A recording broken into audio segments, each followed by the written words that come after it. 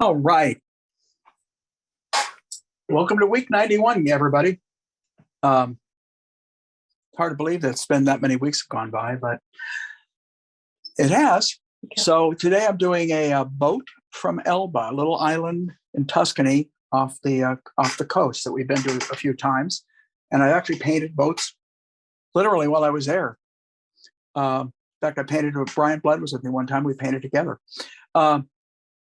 So because I've done the last couple of weeks, they've been so complex, I thought I'd pick something a little bit simpler. Now, you see, I have two photos up here.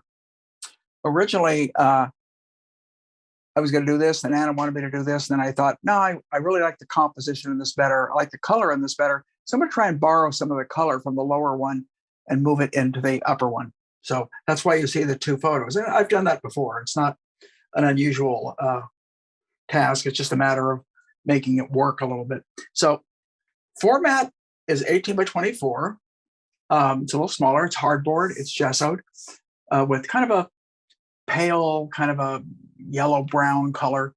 And what we're going to do is we're going to try and get pretty much all this in. I'm not going to put this little corner piece in, but we'll start with a boat. Probably have to lower it a little bit, which I don't mind.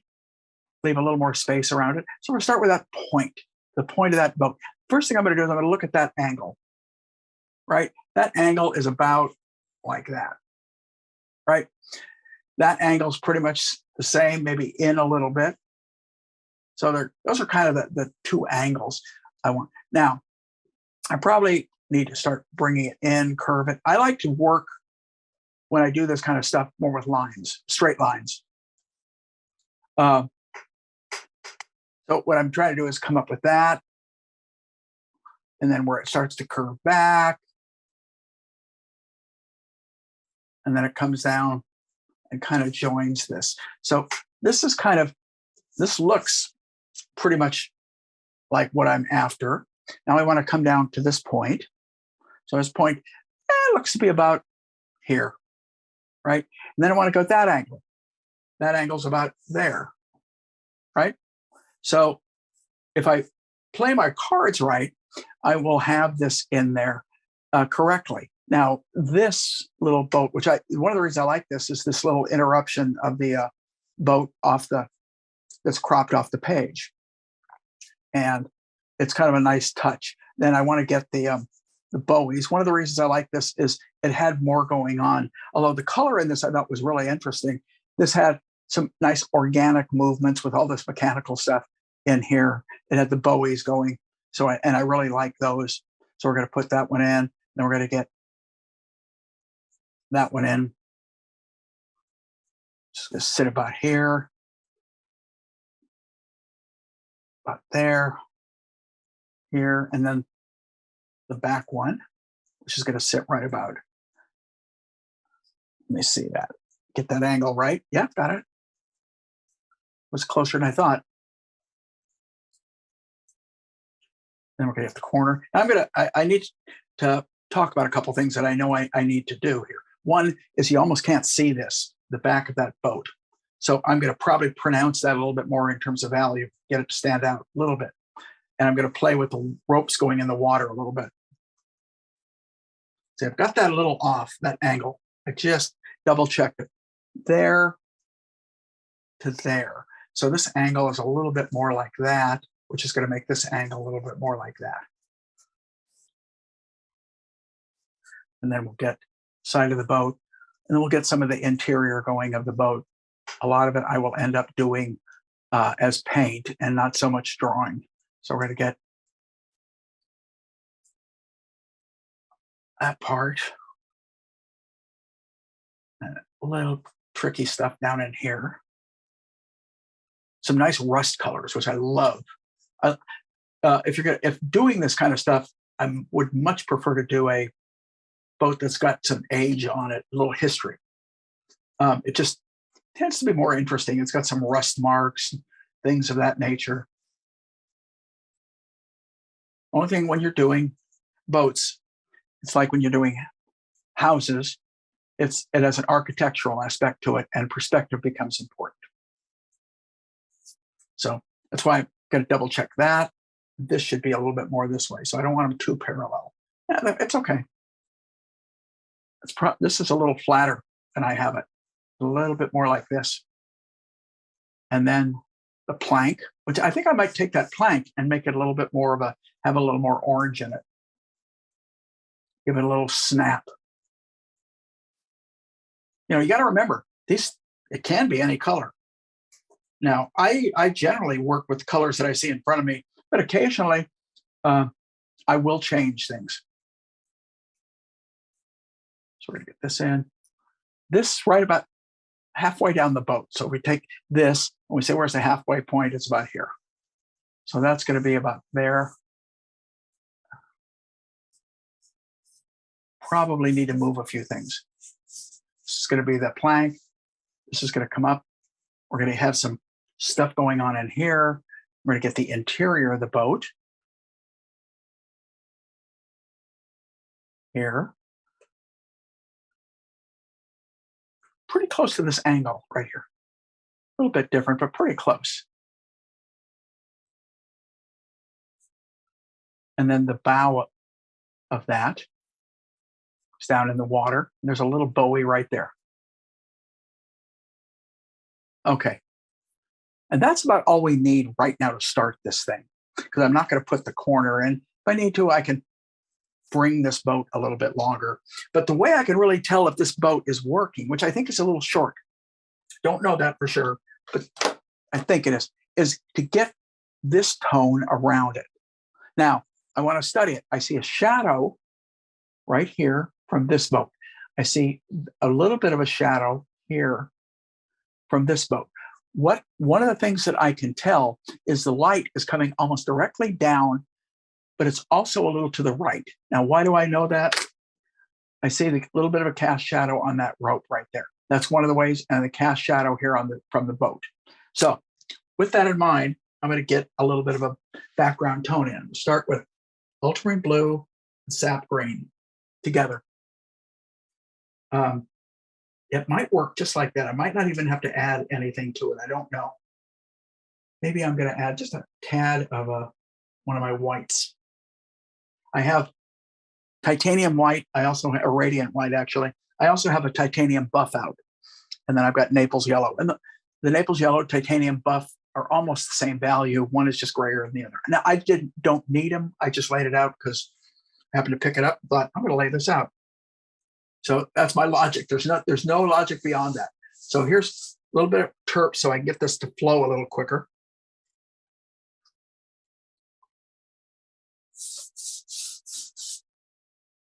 So I've already enhanced that color a little bit. Not sure about this. The angle is more of this than that. So this, I know I'm going to want the angle more like that, right? That's actually a really nice color.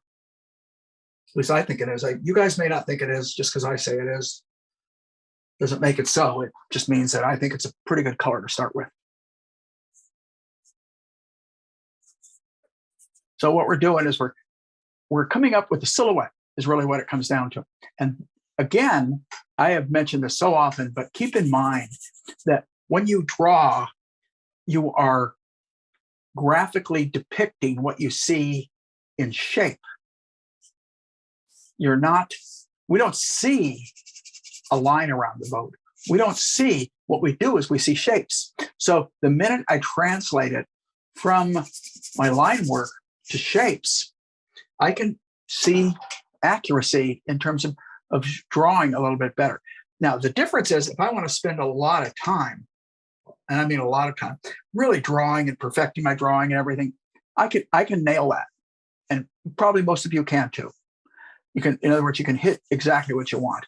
But in a plein air piece, and as I've mentioned many times, this is more of a plein air approach because it's done quickly and it's very alla prima, all in one shot. So it's not a studio painting where I'm going to go back and add wonderful refinements to it. I do go back into these. Usually what I do is, just so a lot of you know, because I post them later, I'll go back into them about 10 minutes and touch them up.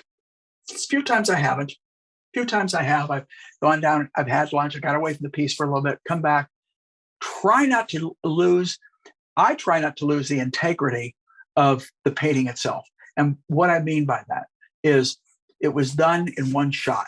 It was done, and the same is true when I do plein air. I almost very seldom do I get back in the studio, and I know a lot of artists do this. I don't. It's just when I do a studio painting, it's a studio painting. When I do a plein air painting, it's a plein air painting. So I will go back in, but usually not more than about 10 minutes. If I need to go back in more than 10 minutes, then truthfully, it isn't working. And if it's not working, it's like you try and take something that isn't working and turn it into something that can.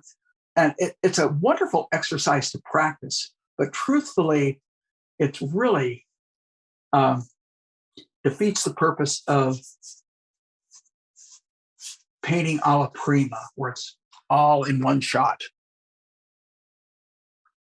Now, I like my studio work to look alla prima, and the way that I do that is I stay very loose as long as I can, and it's hard. It takes a while to get to that point where you can do that. It really does, because most people's natural tendencies is to make it look finished. Make it look as finished as you can, as quick as you can.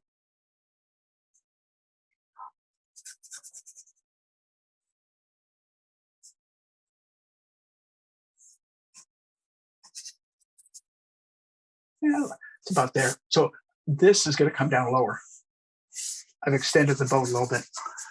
Now, I don't want to go too dark here because I do want that shadow to show. So this is where this is where sometimes on a very painting done rapidly, a thick to thin approach works, because the thin, which you see right in here, and it's just a matter of rubbing it down, has a touch. Thin paint has a little bit of transparency to it.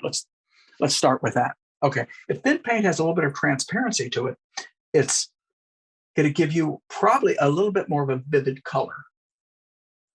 Because in general, and this isn't true 100% of the time, and any statement I make, I'm going to amend a lot of any statement I make is not true 100% of the time. And that's true with any statement you hear an artist make, any statement. Because I used to think there was a way to paint. And over the years, I realized there's many ways to paint. Gee, I sound like a horse there. So I think it's good for everybody to know, truthfully. I'm going to thin the paint out even a little bit more, try and rub it a little bit, right about up in here, just so I get a tone there.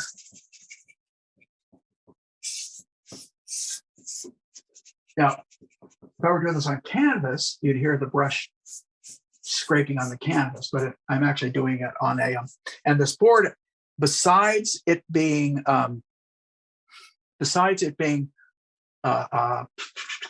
gessoed, I actually gave it a coat of spray acrylic varnish on top of it, because one of the things I was starting to notice in some of these is my paint was sinking into the board a lot. And so I didn't want that to happen. I'm going to take a darker tone, the blue and the brown and the green, but this time I used a little brown and green, and I went a little darker and more medium. And what we're going to do is I'm going to try and get the shadow of that boat in that right there, blue and the brown. And maybe some solvent-free gel will do it out. Let's see if that works. Yeah, I like that, because I want it thicker.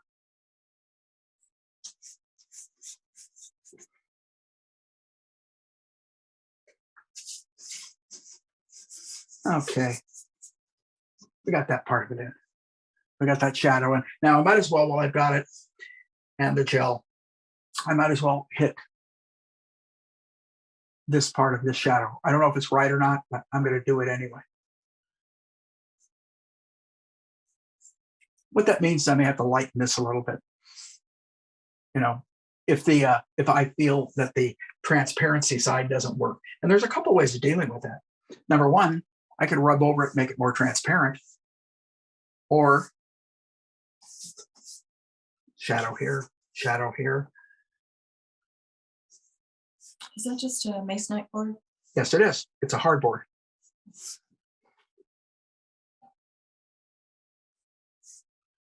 It's a thicker one. The new ones they've come out with, you get in the art stores. You can buy this. By the way, you can get this in Home Depot or any place and have them cut it up if you want to get a whole bunch of them. Occasionally I do that, but most of the time I'm lazy and I just pick it up in the art supply store. But basically, they come like, I'm just going to hold one up here to the camera. Come like this. It's thicker. And then you treat it however you want to treat it. You can lay almost anything on. If I want to, I can take a cloth, a rag, and lighten a little bit of it right in here just by rubbing it.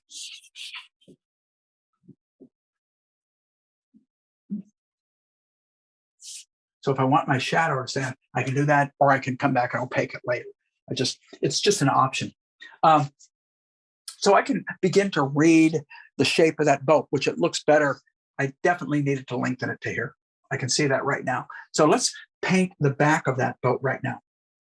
And there's a little bit of warmth to it. So it's a little bit of brown, the blue, and the green together, all three of those colors, but a little bit more of the brown is coming through here because you want it. I don't want it to get lost. Not quite as dark as I want it. So we'll try it one more time. A little darker. Going to add a little medium to it so it goes on easily. And if I need to change and fix it, I will do that. Goes along with my theory of just paint like you know what you're doing. And I always do that. I just paint like I'm right. And then later I realize half the time I'm wrong and I need to fix it. But so goes painting. Okay.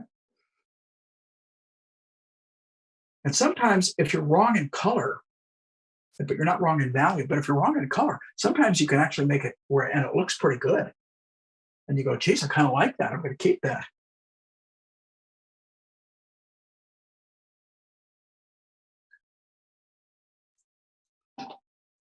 And that's one way. If you've got a pretty good memory, then what you do over a period of time is you remember those things. You remember that, geez, if I use this blue, this, and I make it a little bit more colorful than I want to, it'll work. And how do you learn that? Probably by doing things wrong, realizing you kind of like it. And then as you progress and you do future paintings, you remember some of those things and you apply that knowledge that you've gained in those experiences. Okay, so I don't have the corner standing out as much as so I will darken that, clean it up a little bit. Now it reads pretty good. Okay, next thing, let's start to get on some of the interior of that boat. And let me explain what I mean by the interior. I'm going to go with the side planes. These side planes right here and here. The top planes are lighter. This plane, I do not want to go all the way to white. I want that to be white and Naples. I want that Naples. Show you why. I'm going to take white, a little bit of Naples, mix them together. And I'm going to probably want it more in that range. If you notice, there's some yellow into that, and it makes it feel like sunlight. So that's the reason. But prior to doing that, I'm going to grab a number 8 here. I think it's an 8. Is it 8? Yeah, it's a number 8. And I'm going to hit the sides. And by putting that there, I know this will give me an idea as to how dark I want this. Now, I have to think, is it warm? Is it cool? It's slightly warm. It's slightly warm. I actually picked up a little bit of my titanium buff. I'm adding some medium to it.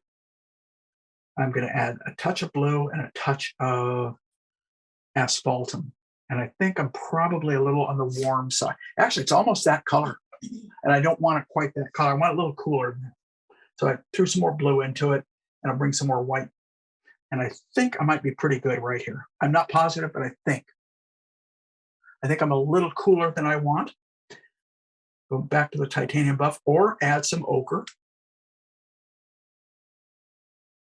That looks pretty good. When I look at the two next to each other, seems to feel okay. At least the values I know are okay. And again, I'm always going to judge my paint, my application of any paint. I'm going to judge it first in its value, always. And second, in its color. But on a quick painting, I find value to be the key. Well, I shouldn't just,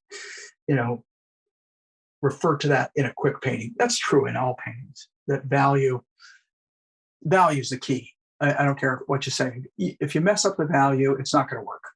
You can have beautiful color. Now, unless conceptually you have an idea of what you're trying to achieve, which might be a little bit different than what you see in front of you. Okay. I want to darken it as it comes up to the tip. It starts to turn away from the light. It darkens. So I just took some of the brown color, kind of a dirty brown that I was using down in here, mixed it in with that, went a little dark, it went a little cooler than I wanted. So I'm just touching a little bit of my cat orange hue or my brown to bring it back into the realm of a warmer color. Here we go. This might work. Yeah, I think it will. And then we just let it drift up. Now, the other side is quite a bit darker. It's darker and a little cooler. So I took kind of this color, very similar, but I warmed it up a little bit. And we'll try this.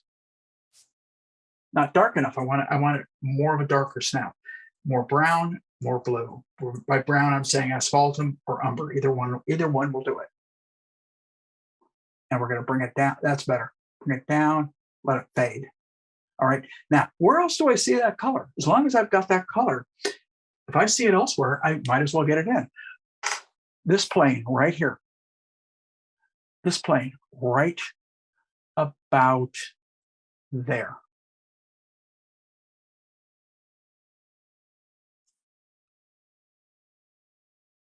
Okay. I actually carried it over too far. I don't need it there. Now, I can see a little bit more orange, but I also see it. There's a plank of wood right here, but right below that plank of wood. Similar color comes down from right about here. Right there. And then where this ends is going to be about here. And so we're going to have a little bit of a shadow. We're guessing them. These are, again, you've heard me say it many times, they're like placeholders. You're putting them in there. It's pretty close to where I want it. It is pretty close to where I want it. It may not be exactly, but it's pretty close. I just feel at this point I want to darken this a little bit more. So I just come in with a little bit of a darker color. Dark, kind of what I refer to as more of a neutral. In other words, it's not obvious blue. It's not obvious warm. This gets really warm down below. We can really have some fun with that later. But let's get the additional shadow in there, which is going to be the big plank, which is going to sit. Oh, let's say we have one. We have, right? Then this is about this wide. So this is actually going to come down a little lower. This is going to be about this wide. And the shadow from it is going to come down here.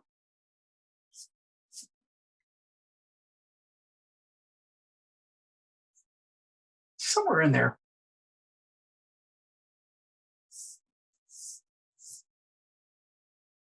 That's about right. It feels about right. Let's put it that way. If I'm a little off, as long as it looks correct, if I'm a little off in its accuracy, it's not a portrait.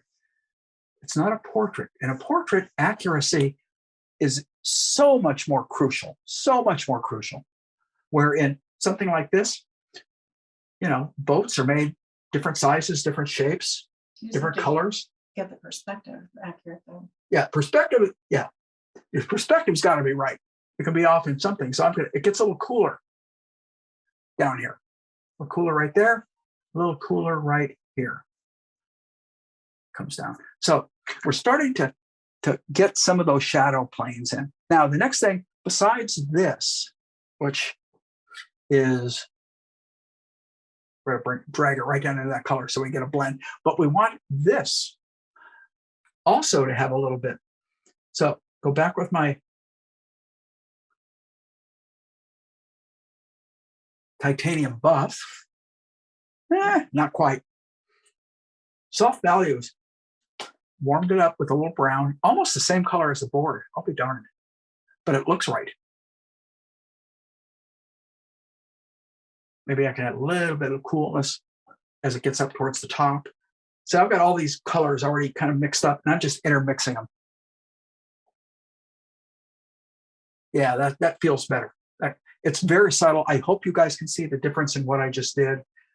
Sometimes some of these things that I'm calling out, I know probably don't read as well on camera. Laurel has a question. Do you have any thoughts on CYM and white for a limited palette approach? I'm sorry, would you say those colors again? CYM? DYM? C. I don't know what that means. I'm sorry, I just... DYM? CYM. Huh? Cyan, yellow. I'm guessing magenta. Wait a minute. And white. I still don't know what you're asking. I'm sorry. Do I have any views on... Yeah, cyan, yellow, magenta, and white. Oh, cyan, magenta, yellow, and white. Do I have any feelings about it? For Well, a limited palette. Let me think. I don't use them, so I don't know if that means anything. If it works for you, fine. And when you start to get into those colors, basically cyan is a really bright blue. And I don't like to start with, if I use that color like that, I've got to dull it down somehow because it's way too bright in the beginning. So that, in terms of the cyan, that would concern me. The other colors, my feeling is if I don't use those. If I want what we call a limited palette, I go grayer. By grayer, by the way, I'm putting this warm in right now, this warm. I go grayer in the beginning and add my brighter colors. That's just something I've learned that works for me. I don't know if it works for every other artist that way, but for me, if I don't start with super bright colors and allow myself the luxury of adding the brighter colors later, I can keep my painting in better control than if I just start real bright right away. So Melody had an interesting question. Hi, Melody. She said she and Jill had a discussion about shadows and reflections on water. Yeah. In your photos, I see shadows, but in my pool, I couldn't find one on top of the water from a floating object, but on the floor of the pool. Will there always be a shadow on the surface of the water from a boat, or is it dependent on the darkness of the water? Number one, it depends on it basically does depend upon the opacity of the water. If the water gets really deep, it's very opaque because you just can't see down to the bottom. If water is very shallow, yeah, you can see the shadow on the bottom. Very often you'll see the shadow on the water also. But that has to do with the opacity of the water, or depth for that matter. If you want to say yes, it has to do. Something like a swimming pool is clear. So wait a minute, we're going to add some sunlight right there on the bottom of the boat, which is right about as it comes down to the bottom. Now I'm going to take the white and we're going to add the top plane in. And I know I'm not all the way to as light as I can go. I don't want to be. I want to leave myself a little bit of room in case I want to go lighter. And I may have to do some perspective correcting as we approach completion. I have a feeling I will. Don't know that for sure, but I have a feeling I will. That goes back to assume you're wrong. Okay. The other thing, I found this with students, it's really interesting. I found it very often with students in class when I asked them about their own painting. So I'll say, so how do you feel about it? Well, I'm really happy with it. Well, I'm going geez, don't be so satisfied. I see too many problems.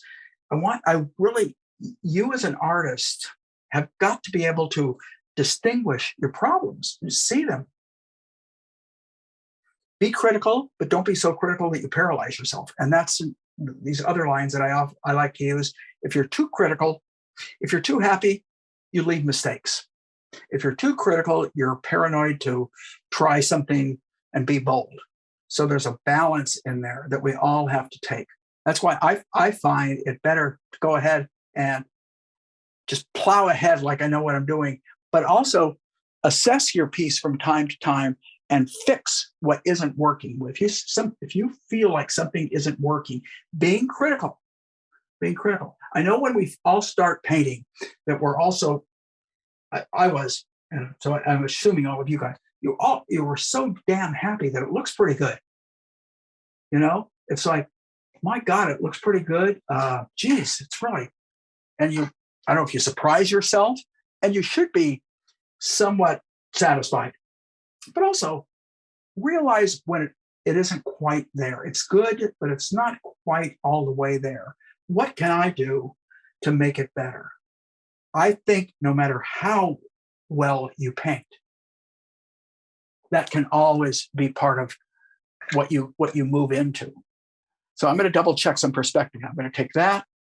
I'm going to move up to that. I'm okay. To that, to that. Now I'm coming this way. Yes, this has got to come that way just a little bit more, like right there. Okay. That tells me my perspective is working pretty well.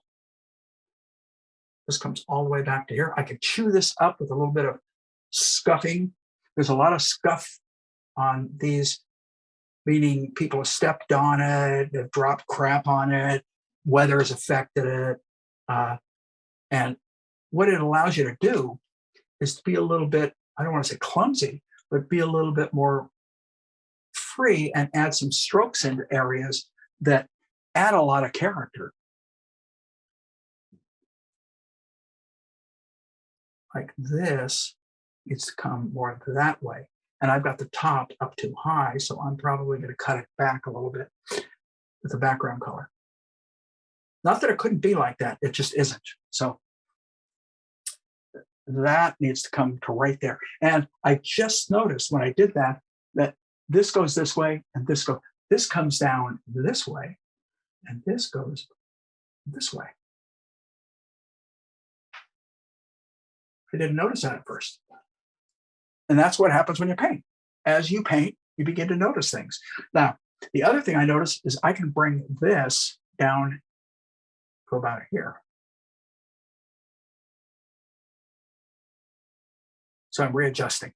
So the next thing I'm going to do is I'm going to take that white, the Naples. I got to look at my time. I'm about 30 minutes in, a little bit behind where I'd like to be. I'm trying to be a little too accurate. So we're going to paint the sunlight on the top of that right there.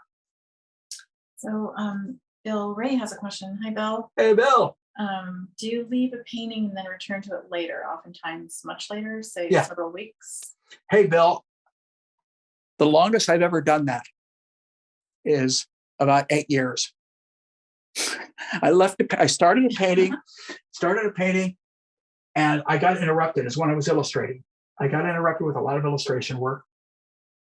And I kept the painting around. It was kind of against the wall. And I looked at it at another time. It was a guy in a German wine house. So some of you may have posted it one time or another. And I went back to it and I went, I still kind of like that. So I went back to it and finished it up about literally, I could be wrong. It might be 6 years later, but it was around that time. So I went back, finished it, entered a show, and it won a damn award. And I think part of it is when I returned to it, a couple things. Number one, I think I was a little bit of a better painter. And number two, I had enough time to judge whether I thought the painting was decent or not, or whether, so I have done that. Now I generally don't. As I've mentioned many times to a lot of people, I work on about 4 pieces at once. So what I found out for me about myself is that if I work on a painting much longer than 4 hours at a crack, I start making bad decisions. So generally at about, if I'm working, say, an 8-hour day, I will work on 2 to 3 paintings during that day, getting them all to hopefully a point where I think they're okay. I try not to leave it if it's screwed up. If it ain't working, I want to go back and get it working. All right. But if it isn't work, I will try and get it, and I'll underdo it. If things aren't working, I'll go back and smear them, paint them out, then come back at a later time. And that's what I mean by I will go back. I very seldom, unless I'm doing plein air or I'm doing demonstrations, I very seldom complete a painting. If I'm doing plein air, I complete it. When I'm done, I'm done. And I leave it. And if it doesn't work, I have a toned canvas. Hopefully that answers that question. That's a great question, though, because I think for me, and I can only speak for myself, for me, doing a painting all in one shot, like I said, unless I'm doing an alla prima approach, generally demonstrating, if I'm working from a model and that model's not going to be there, then, or if I'm outside, I will go outside, I will work. I almost never go back into pieces for more than, if I do, and I only do it if I think a piece is worth it. And people said, how many times when you paint outside is the piece worth it? I've been asked that question. Oh, I don't know. 1 out of 5, 1 out of 4. Tom wants to know if you're using the lower photo for color and the upper for composition. I'm sorry, say that again. If you're using the lower photo for color and the Yeah, upper for yes. The upper photo is really what I'm painting from. The lower photo is strictly a little bit of color reference. And Laurel wants to know, how are you able to switch into another painting? Oh, that's easy. That's easy. I don't know. I don't know how to answer that truthfully. I just do. I just switch. I mean, I don't know really, like I said, I don't know how to answer that other than I take a break. So I don't go, I'll go get a cup of coffee or iced coffee or, take a break and then go right into the other painting. I don't know if that helps, if that really answers that question, but because I don't know, I don't know how to answer it, truthfully. I'm so used to it that I do it. And some of that, truthfully, that might come from illustration training, where as an illustrator, I would be working on a piece. I do a very good sketch, and then I would wait for some feedback. But I very often have to watch my time frames because of deadlines. And it had to do with probably more than anything with deadlines. And any of you guys that are illustrator or were illustrators out there know exactly what I mean. Deadlines had a tremendous amount to do with whether I was working on another painting. Sometimes I'd have 4 projects going at once. And, because everything hasn't been worked out to the point where your time frame is exactly the way you want it to be. And if clients can mess you up, well, I had an idea. Can you change this? Can you fix that? Well, I've already got this going, and I don't know. I'll try. So very often, or you get a piece done, you turn it in, and 3 days later, they call you up and they say, we need to fix a few things in that piece. So a lot of that training might have happened, truthfully, while I was an illustrator, unbeknownst to me. I'm changing values. A little bit of color, but more value than anything. And I double check some of my drawing that I didn't like. And I hit that edge stronger. Okay. Let's keep going. Mitchell was saying that he has to work on more than one painting at a time because his attention span is a little wacky. Yeah, Gets I agree. tired of working on You're the absolutely right, same Mitchell. I'm kind of the same. That's what I mean by I start making bad decisions. That's and it's something I learned, by the way. It's something that I learned over the years. It's nothing that I realized when I was just learning how to paint. At that point, I just wanted to get a painting done. But over the years, I began to realize that by working on more than one, I would make better decisions. Because what happens very simply, the easiest way for me to state this is you look at your painting with fresh eyes. You don't, as I work on a painting, and I don't know if any of you guys have done this. I know illustrators have done this because I've talked to them about it. But I've gone to bed at night as an illustrator, and I'll swear to God, I'm still working on trying to figure out things in that piece. I don't do that in painting because I know I can go back to it and fix whatever I need to fix. So I'm letting, by the way, right now I'm painting a little bit of the sky influence coming in. So Bill said, does pressure make for a better painting sometimes? Should we try a few paintings that are done against the clock? Yeah. Hence. Yeah, I'll tell you what, it doesn't always make a better painting, but it makes you learn more. Why? Yeah, work against the clock, leave your painting for a couple of weeks, then go back and look at it, see if there's more you want to do to it.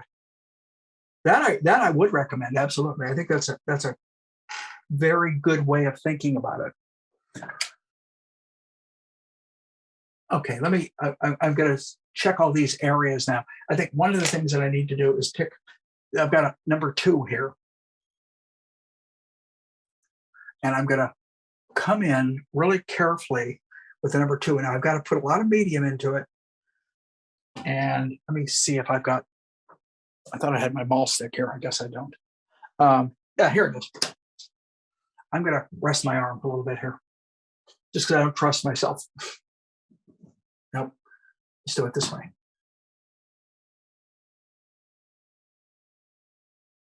I don't like it. It's pushing. I don't have my canvas tight. Yeah. Okay. Here we go. I'm going to use my little finger instead. Oh.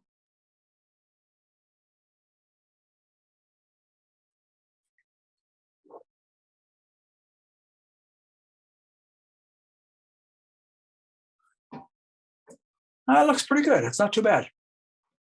You like it when I compliment myself? I don't do that too often.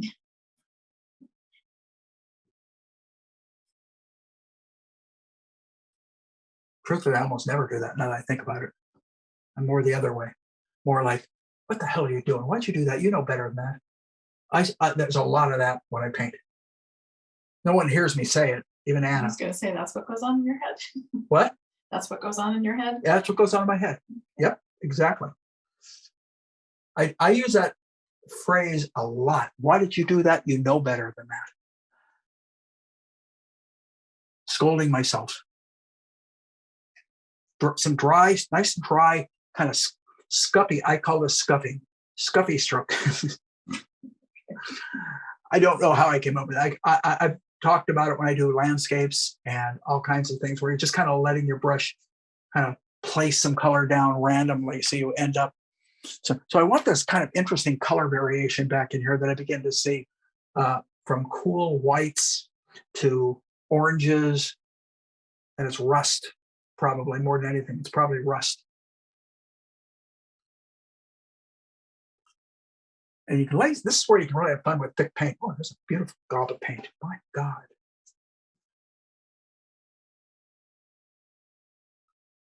Okay. I don't want to go too far. I don't want to spend too much. I could spend a good 10 minutes in that one area easily, but I won't. If I do, we're not going to get the rest of the piece then. So, and that's true about a lot of these areas, is that I could literally get lost in it. Who is it? I had a really terrific artist friend of mine, Dan Gouze in Southern California. And Dan once said to me, he says, I could get lost in a head for 8 days. I thought, wow, I don't know if I could do that. but I know what you mean. I mean, I know what you mean. You get into one part of your painting so much that you're enjoying it and you're really working it out, so to speak.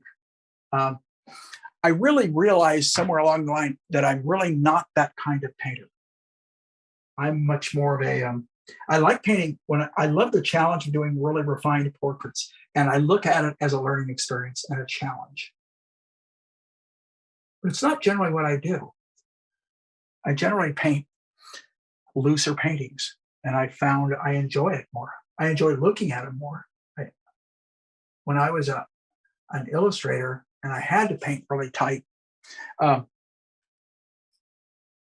I took it on as a challenge.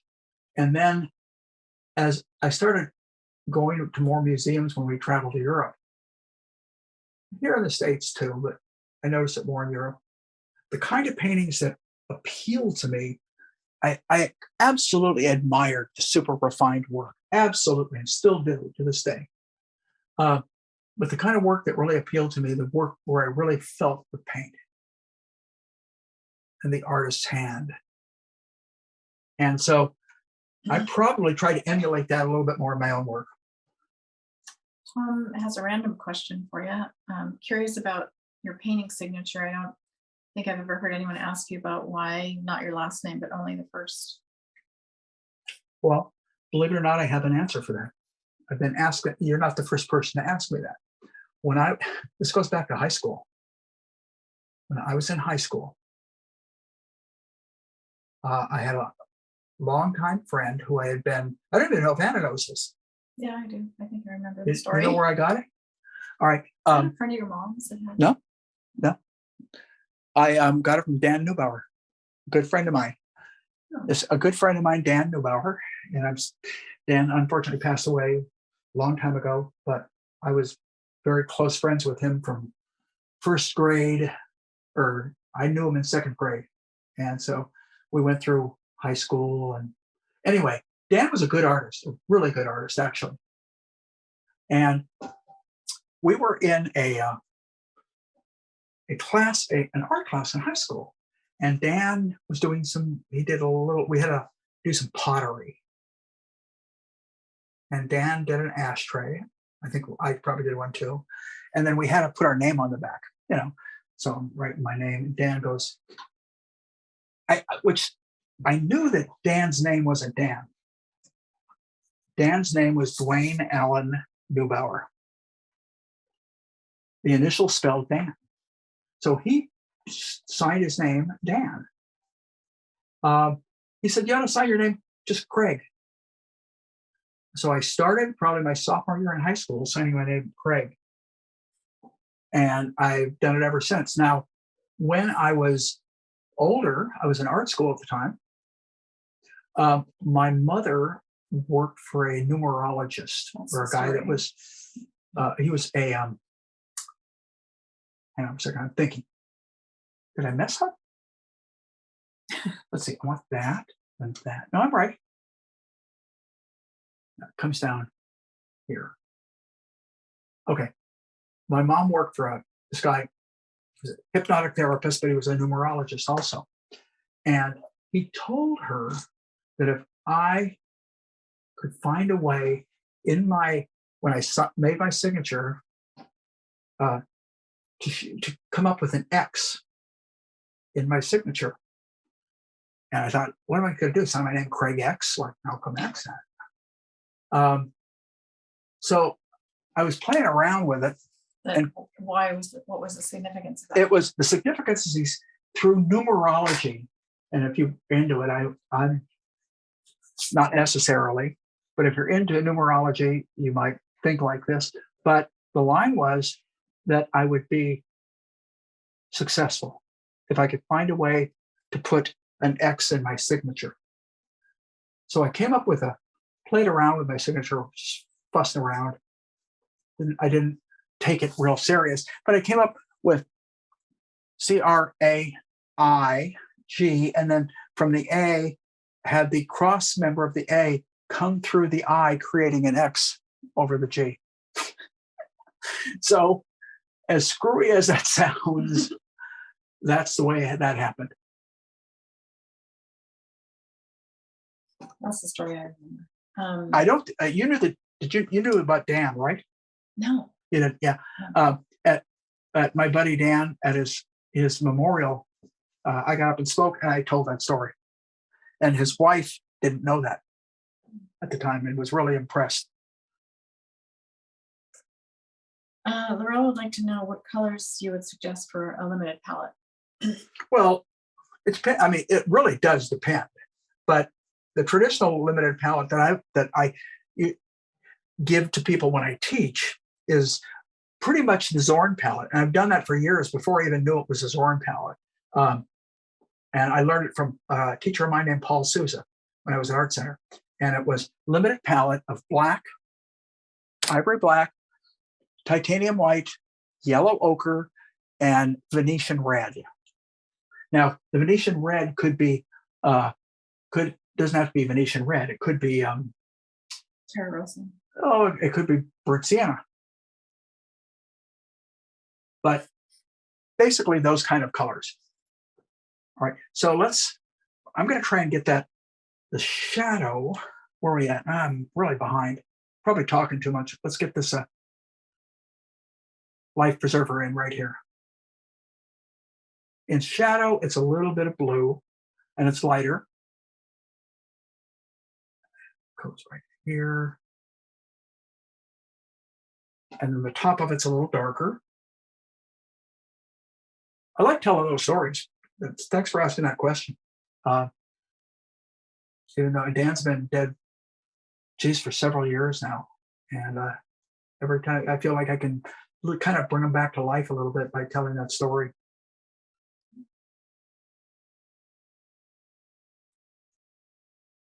It's interesting how things like that come up. And the same with that X part. I don't know if that ever proved anything. It just, it stayed with me. And so I've signed my name that way for years. You know, I think of myself as Cher. I was just going to say the You're going to say same thing. Cher. So it worked for her, just using her first name. Sting. Oh, that's a thing. That's not his real names.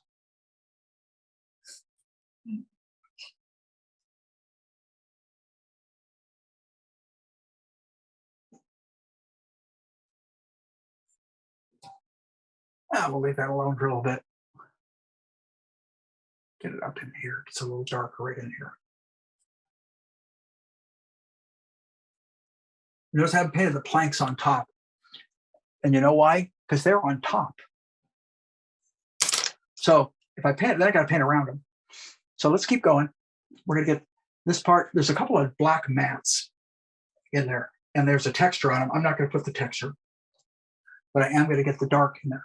So we're going to put that. I want to put the, oh, I like that stroke. Comes up,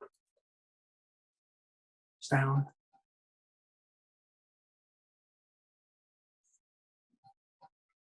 And for the black, I use blue and the brown, like I always do. Proportion's a little off, but unless people look at my reference, they're not going to know that.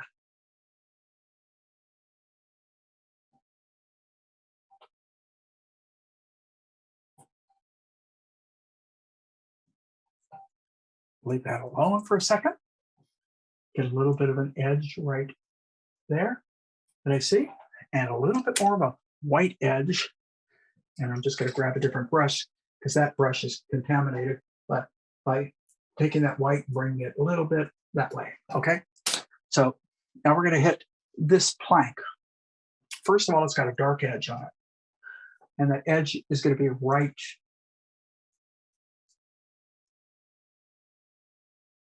Whoops. Messed up with my perspective. Keep going. Up there. Okay. And we're going to, I told you I was going to bring a little bit of color into it. I'm going to bring a little bit more than it shows. It's kind of dead brown and gray brown. I'm going to make it a little bit more orange, ochre, and brown together. And we'll test this color first. That's not bad. A little bit more ochre. Put some medium in it because I can feel that paint is just a little bit stiff. And if I need to, I'll lighten it up later. But right now, I'm going to get some color into it.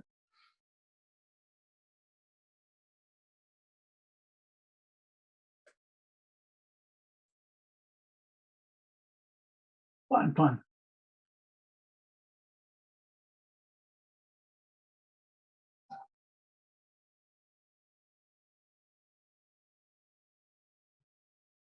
This is a form of drawing, what I'm doing right now. And I do think it needs to be lighter. So what I did is I took the same color I just had, and I added some Naples yellow and a little bit of orange to that Naples yellow. What I'm going to do is lighten that top edge.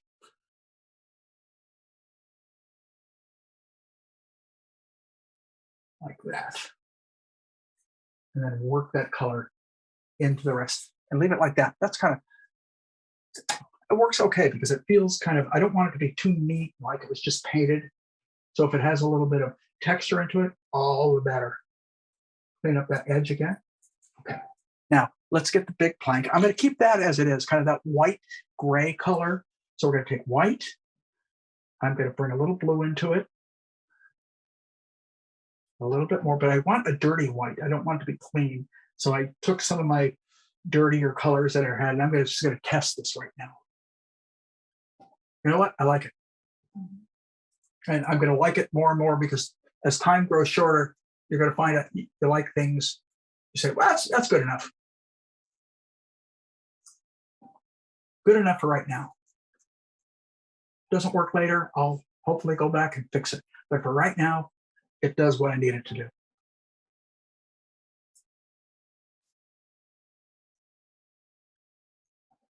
A little bit more blue, just a tad more blue.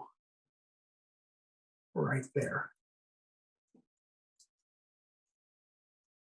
Now, one thing I would recommend keep in mind as I'm doing this thing needs to come together at the end.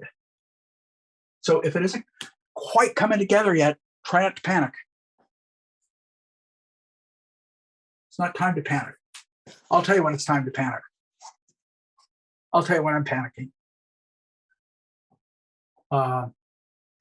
It's got that nice kind of blue on top. So I'm adding a little blue, little Naples to that blue, to the same color I was just using. And we're going to come in with, that's not too bad. A little bit more blue. Try it one more time. And what it is peeling paint. I love that kind of stuff when you put it into boats. And you can put vehicles, beat up boats. And it's not one clean blue. There's some rust colors into it. I can see it. So we're just going to kind of come in with kind of this gritty edge here and there. It's got some brown, so I'm going to go back with my brown, mix it back into that first color that I was using, and pull some dirt into it, so to speak, so it isn't too clean. I like some of this dirty paint that's happening in it. And we're going to leave it alone. Also, you know what I think I'm going to do? I'm going to take some of that brown color, I'm going to bring it down on this edge.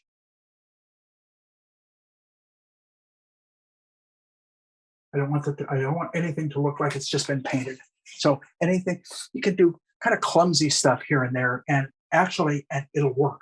Now, there's besides this light here, which is I'm not light enough on, by the way, but besides that light,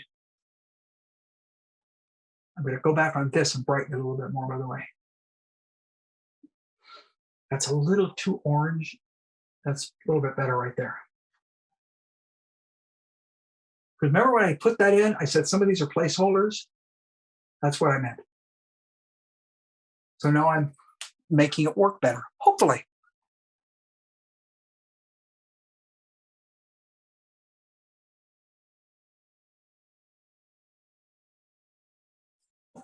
So we got the shadow tends to work better. Now, as the shadow comes down, orange, we add a little yellow to that orange and white, and we're going to go right here.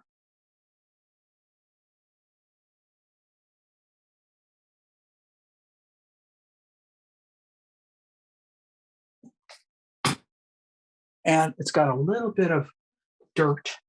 So I go back to that kind of brown that I was just using and scuff it up, so to speak, so it isn't too clean. We want the boat to feel it's been used. This boat has been through whatever. So that's what you're trying to accomplish with all this kind of stuff. Now we get a little bit of sliver of light, and it's orange with ochre.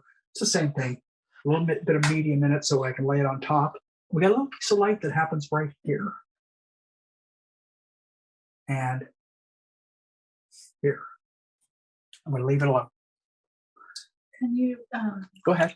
mention the colors on your palette? Colors on my palette. It's the same. It's almost the same palette I use every week. It's a few new colors, but not. There's white, titanium white. There is, and I always lay them out in this order. So when I read them off to you, I'm reading them off to the order that they're laid out on my palette. Titanium white, Naples yellow.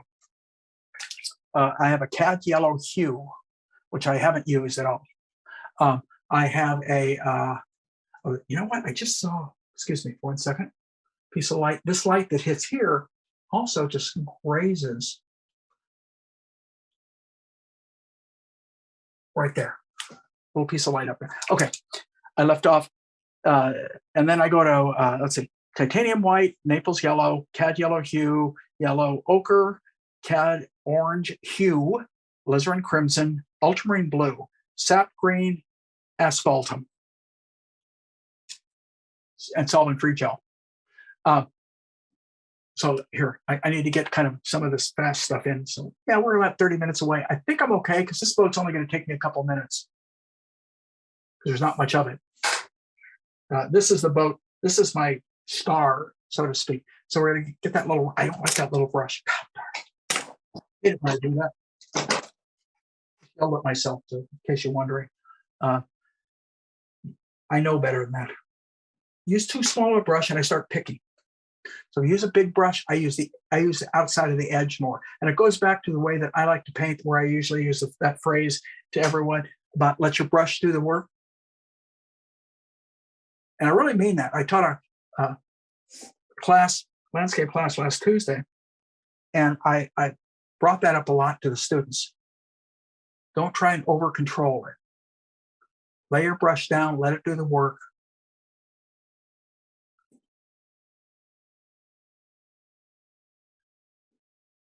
Now, as this comes down, as it goes up, it gets a little bluer. So I can actually take and add a little blue up here and gradate that now.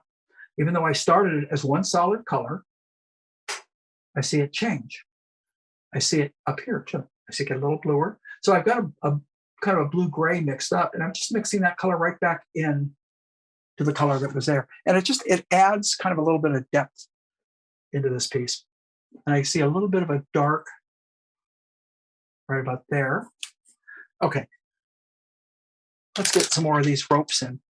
So I want to get the buoys in. So this rope is going to come from here down, over,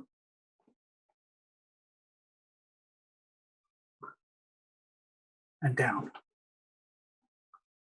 And there's another rope coming from right here. You got to have the right consistency in your paint to do this, because you're painting everything down there is pretty thick and pretty wet. So that's why you only see me make a few strokes and I go down and pick up more color in my palette.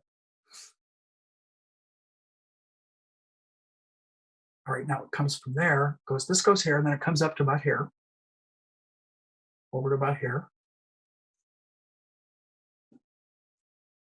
And then a little bit warmer and lighter, but not much, just a little bit.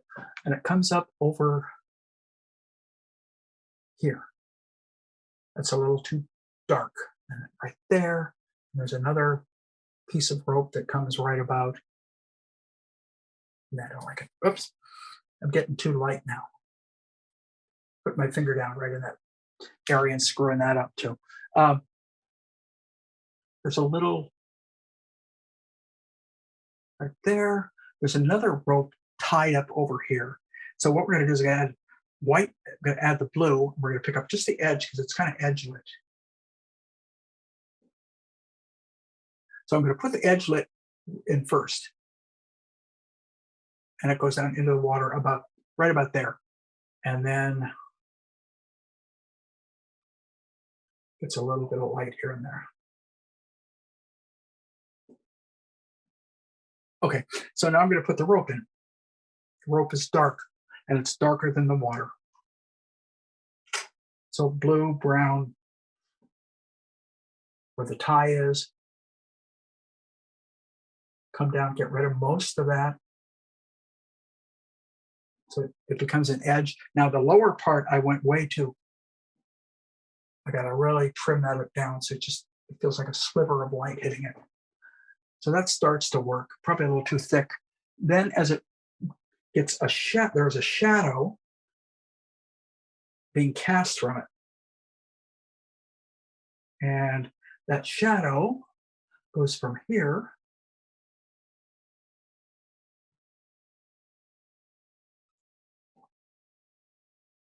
and I need more medium. It was not sticking, it was just kind of pushing. So a lot of medium now. There we go, that's a shadow. And then usually as that goes in the water, get a little bit of it, showing in the water.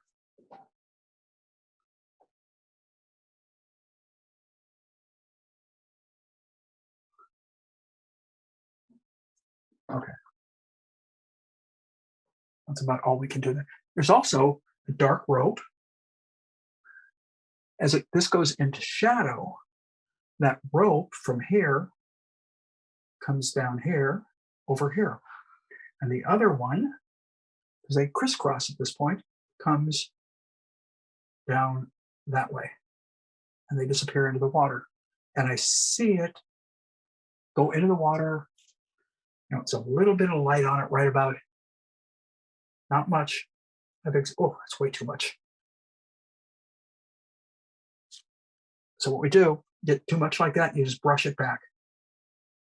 Brush it back and it falls back into, then it disappears into the water. And then you start to pick it up underwater a little bit. So I took that color, added blue.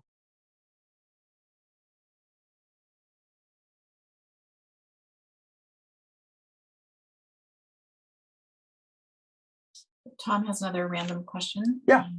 When painting in your studio, do you ever paint from something other than photo reference, like a monitor? No. That's a funny question. I've done it about 3 times. No, I don't. I probably should. When I've talked to a lot of other artists that do, they all rave about it. And well, I have a monitor. I bought one. Just have it about 2 years ago. No, actually, it was before the fire, so it was about 5 years ago. ago. But I haven't set it up. Yeah, I'm so used to working, and a lot of it, once again, goes back to that illustration background where we all work from. Believe me, when I was first illustrating, hell, I was working from Polaroids. You want to work from bad reference. And then eventually 1 hour photo came about. I just thought it was the greatest thing since sliced bacon. Use that, and have used. And when I found out, I think it was Bill Ray, who was on when he was teaching for us at the Academy. Bill said he was getting prints made at, if I'm not mistaken, Staples. And so when we moved up here and I needed some prints, I decided I'd try it, see what, and Staples makes these incredible prints. Very, very impressed. So I will eventually probably switch over to monitor. Who knows? By then I actually might be doing really good paintings, you know.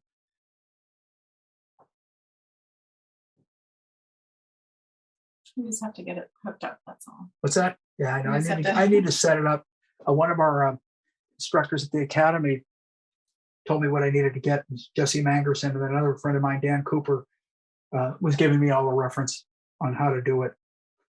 I don't know. I'm old school in a lot of ways. It's probably too many. What Mitchell said is that you can, nice thing about a monitor is you can zoom in on details. Yeah, but that can be a direct detriment. You want to paint details? Great. If you want to paint that way, I indicate details. So in a lot of ways, I could see where painting from a monitor and getting in and could be a detriment if you might want to end up painting more than you need to paint. Let's put it that way. So I think painting from life is always the best if you can do it. And obviously, we all can't do it all the time.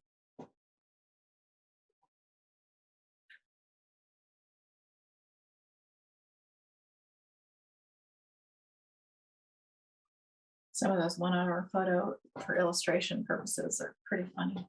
Yeah, 1 hour photo. For illustration purposes, I use 1 hour photo a lot. And I mean, I took photos in there sometimes that people probably thought I was insane. I had my brother-in-law and sister-in-law, like he was strangling her. For a book cover. Yeah, nowadays I'd be reported to the police without a doubt.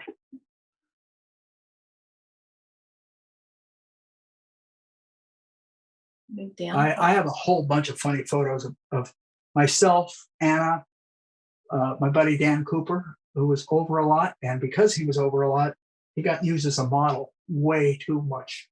Lee McLeod, you're right. Used Lee several times. Used John Poon once. Ryan Blood once. Chuck Pyle said, go for the monitor, Craig, you'll love it. But he's also working from huge stacks of printed photos.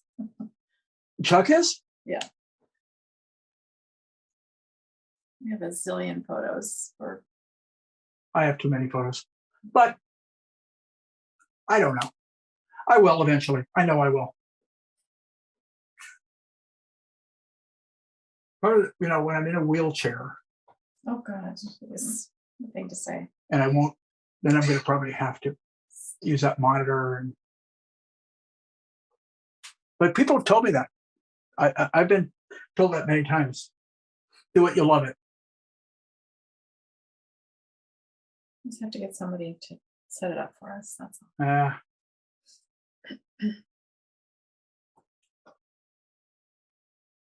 I'm going to keep an eye on my time. I got about 20 minutes. So I want to get a little bit of indication of some of the detail.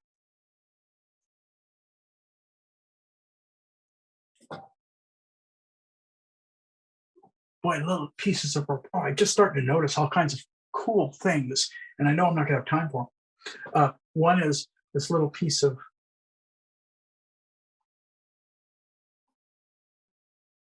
the boat sticks up.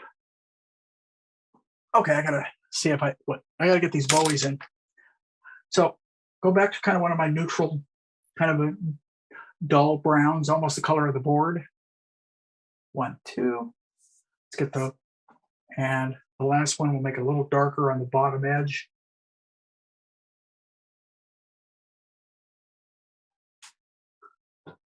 And above it, got to get a nice dark snap there.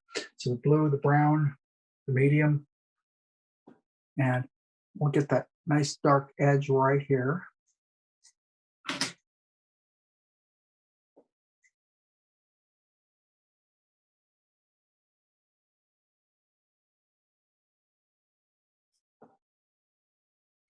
Hey, should we advertise Tina's thing for Chuck? Sure. Go ahead. Tomorrow, if any of you guys are around, Chuck's wife, Tina, is having a show in Sebastopol at the Sebastopol Center for the Arts, if I'm not mistaken. Yes. Because I know we're going to try and make it. From 2 to 4.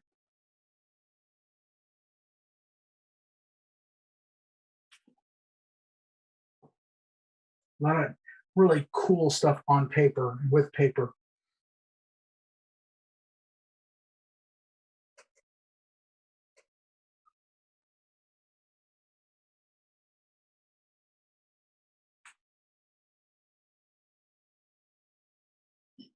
going back to the monitor, Cynthia said, once you go to the monitor, you'll never go back. And also you'll save paper. Who said that? I said, you'll save paper, but Cynthia said, "Well, Possibly. monitor, yeah. Possibly. You know what? It's really going to piss me off though. If I go to the monitor and all of a sudden my paintings get a lot better, I'm going to go, whoa, man, what an idiot I was to wait for so long. Now, if I go to the monitor and they come out worse, I'm going back to prints. Well, you always try.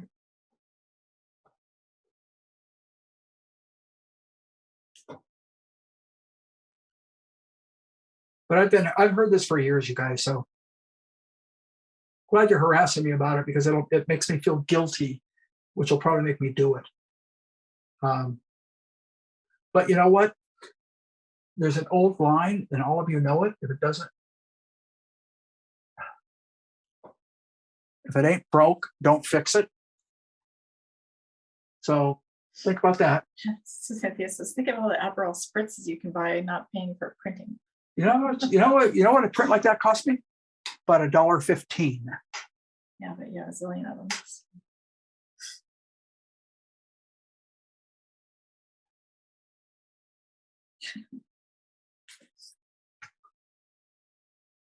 So let's put a little bit of a sheen on those bowies, not too much, but a little bit, like right here. And another one with maybe a little bit more yellow in it, right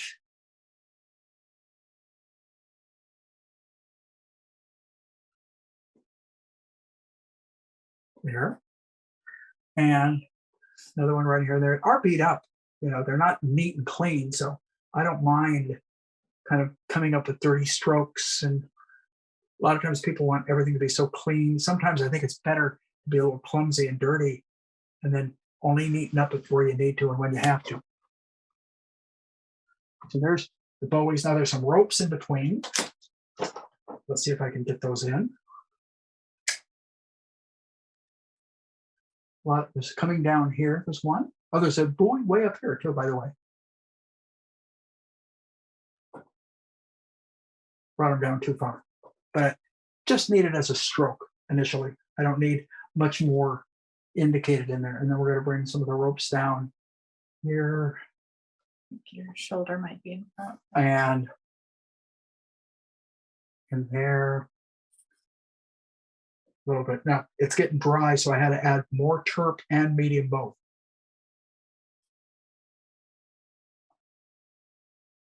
I think I mentioned a long time ago when I was first painting, that was the most difficult part of painting for me, getting the right paint consistency. And I think when you're first learning, it is difficult getting that right consistency of paint, particularly when you're doing alla prima work like this. Studio work, a little bit different. Studio work, you got to come over it time to time. You go over it, fix it. But alla prima work, no, you gotta get it, and your paint consistency becomes a lot more important. A little bit of light on right down where it catches right at that point. There is a lot more going on right in here, so I indicate it. If I had, there it is. I was looking for my liner because the one thing about the liner, it's not a stiff brush, and you can kind of really lay the paint on a lot easier. And it doesn't push the paint underneath around a lot. Somehow I missed this question. Chuck said, are you talking paint or bathing? I don't know. I'm not sure. You got to run that by one more time. Yeah. Am I talking what, painter? Or bathing, you said? Yeah. Bathing? When you were talking about paint consistency, but I missed it because I was picking up the bottle of alcohol that fell. Oh. Probably not bathing. Yeah. Paint consistency. When I talk about paint consistency, I talk about how wet the paint is that you're painting into.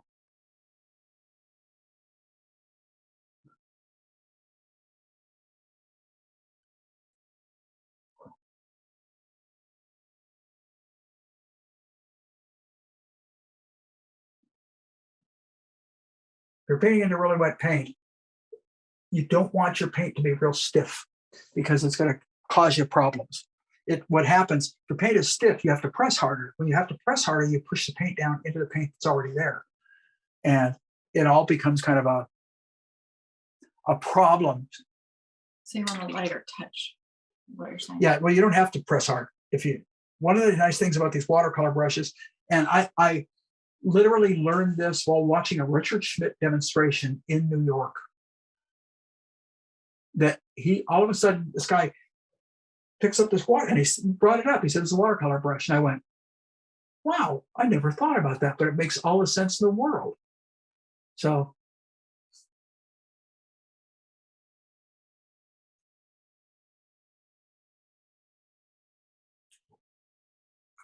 we're getting kind of a lot of the stuff in, and I've got to give myself a little bit of time to get this in a little bit in the water, and I've got just barely 10 minutes. So probably going to have to not put as much rope detail in as I would probably want to. I'm almost curious to watch how you handle the water reflections. I'm not going to do much to it. No. Gotta watch out for all this where I've been putting my finger down. See all that? That's just dirty little paint.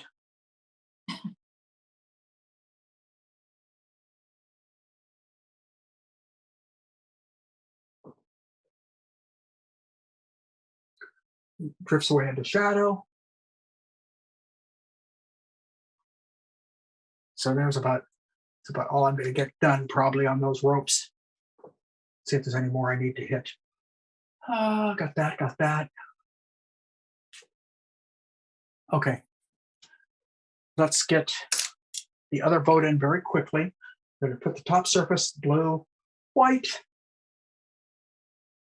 blue, white. Try it one more time. Looks pretty good. Let's do it. Real dry. I'm going to let the dry work.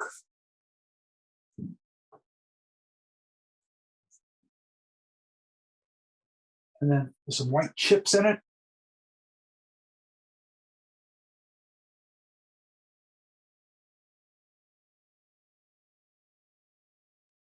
A little bit darker.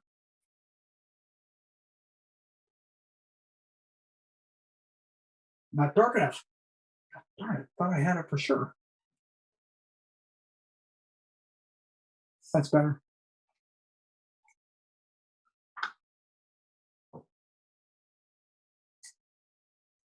And side of the boat.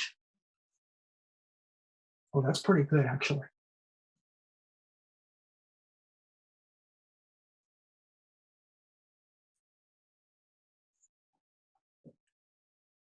Now the dark edge.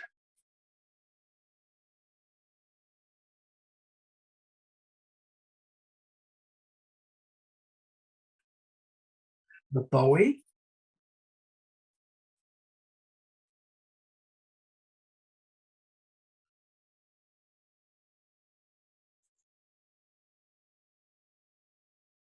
Some of it in shadow.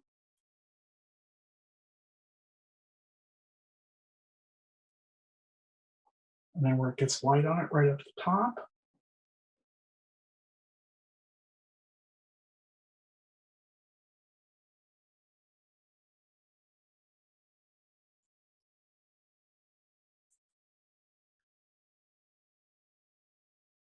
Dark. Can't get it dark enough. Keep picking up all the, probably because the brush I'm using. So there's that. Now I'm going to add a little bit more blue. Light blue.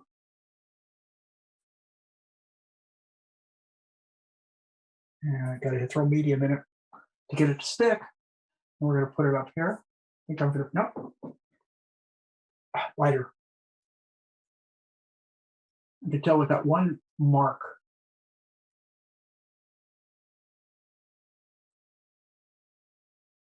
A little bit more white in it.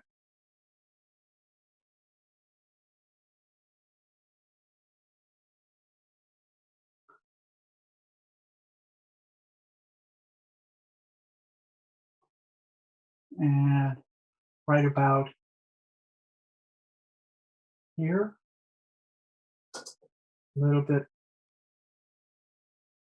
in there. We'll get a piece of brown.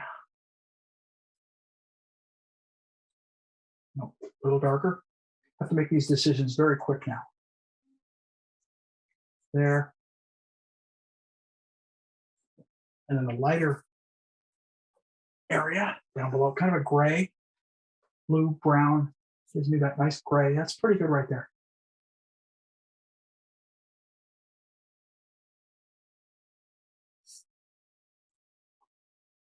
The edge on the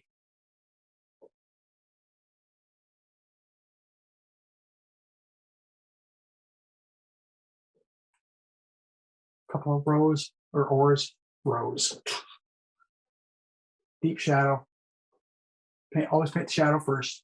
I think your shoulder keeps going in front. I know you can't get over that side. And my liner and a little bit of that rope on top. Then we'll get in and do a little bit of work in the water.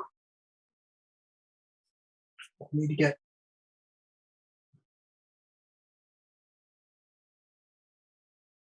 that's my watercolor, little liner watercolor brush.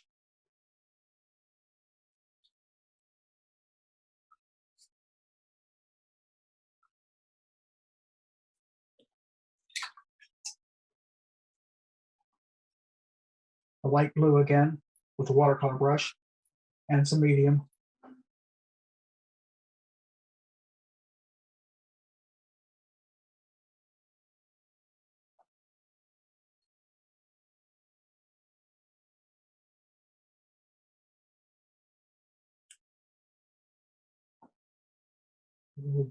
Darker color, just kind of clean this up a little bit, just kind of mess it up. And let's put the light on the rope, then we'll get in with the with a little bit in the water. A little light on that rope.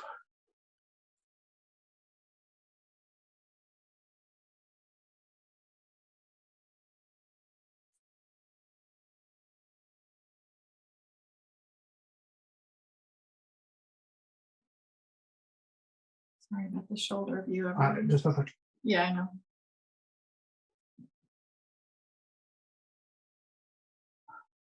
I'm blocking you guys, I'm sorry, but I have to do this in order to get this in there quick enough.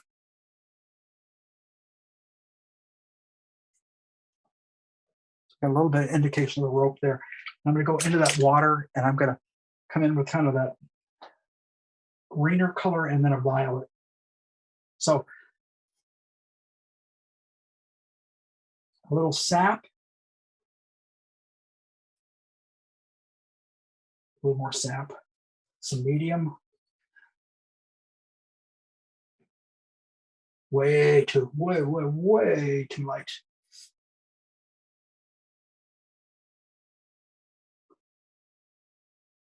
No, way too light. Shoot. I may not have time to get all in. That's better.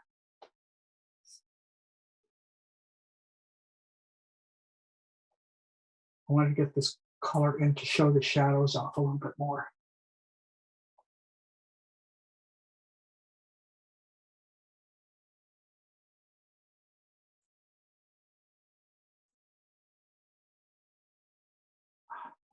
But I'm fast and sloppy, guys. Hope you enjoy.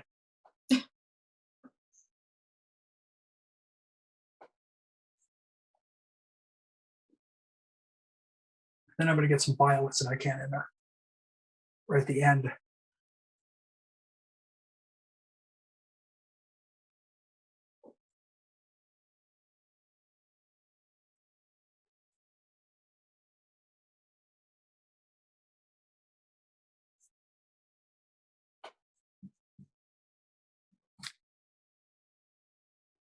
Okay.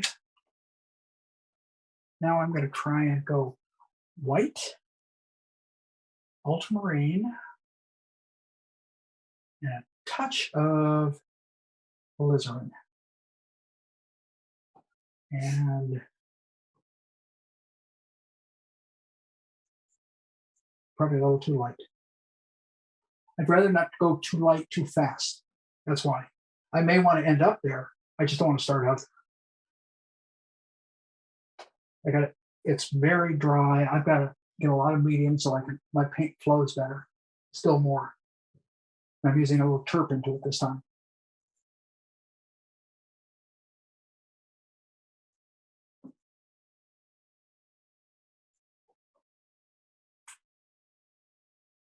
I keep throwing turp and medium into that so it'll lay on top, because this paint that I laid down earlier dried up pretty quick. Yeah, your shoulders.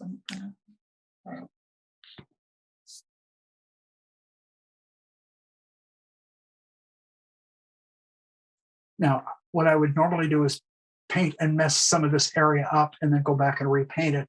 But I know I'm not going to have time right now, so I'm not going to. I'm going to try and paint around. And generally, I advise against that.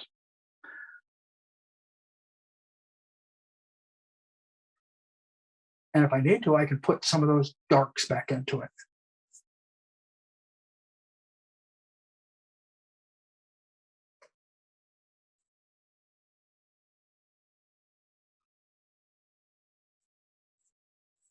And I can go lighter. You want to sneak up on those lights, guys. You want to sneak up on them. I really advise that. Don't try and go for those real bright lights right off the bat, because you can decide how much lighter you want to keep going as you're progressing on this piece.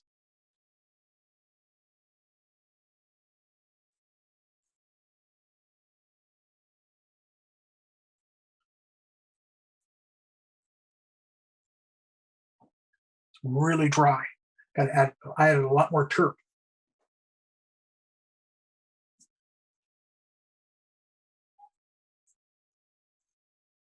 So I'm getting a lot of different kind of blues because I'm mixing back into that color underneath. So I am getting variations, and I'm going to go a little bit lighter, and then I'm going to go a little bit darker, and we're going to call it quits. And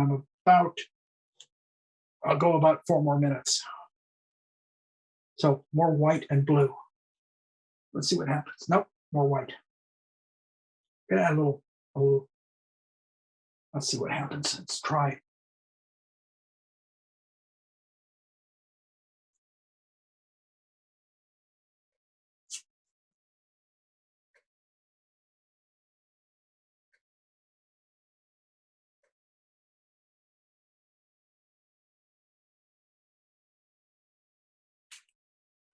I haven't stood back at all, so I'm standing back right now. It's okay. Son of a gun. It's better than I thought it was. Trust me. I was looking at it going, oh crap. But it's a little bit better than I originally thought. So that makes me feel pretty good. Do I feel it's still got problems? And that's the alla prima approach, is you're going to end up with some problems. There's just no two ways about that. And I had a teacher, I've mentioned many, many times, Don Putman, who used to say one of the things that he liked about paintings is, on really good paintings, is things that didn't work perfectly, because it really showed the human kind of characteristic of interpretation. Where when you're painting, if you're just trying to do a photorealistic, make everything just like it looks in the photograph, you don't get a lot of human interpretation into that. You get basically the depiction of your reference that is 100% your reference, and there's no kind of emotional content thrown into it. So I hadn't thought about things that way until it was brought up to me. And so I'm going to go in with some darks now and bring some darks back into it. Stand back. Well, that's working okay.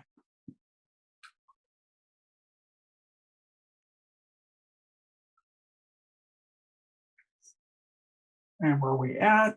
About 2 more minutes and we'll call it. I'm going about a couple minutes over, but so be it. Oh, I know what I want to do. I'm going to do this too. I love this piece of rope with a bow, with a little red bowie on it right there. So it comes from right here. And then with a little bit of, it picks up. I'm going to try and do it in one sweep if I can. Let's see.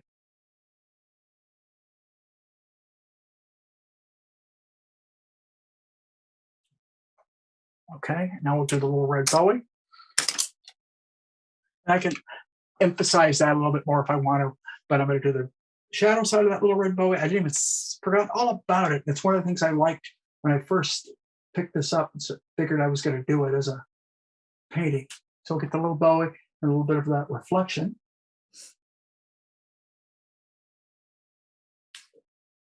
That's the shadow side. Now let's get the light side. Use the cat orange, a little bit of alizarin, and a little bit of white, or maybe Naples. That feels pretty good. Let's a little color snap. And a light on it. And if I need to, I will bring a little bit of that color.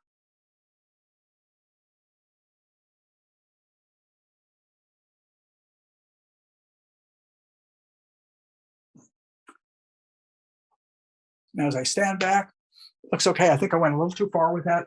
Go back in, kind of a dirty color. You can almost, at this point, you can almost do whatever you want color-wise, because I'm just chewing it up. I'm just chewing this whole thing up and making it feel a little bit more aged. So whether it's cools, whether it's like taking something like this and blending a cool into it, or taking your liner. And this is what I'll probably do when I go back in my last 10 minutes, because I told you I'll probably put about 10 more minutes of refinement into this. Put a little bit of that there. A little bit on these ropes so they stand out a little bit more.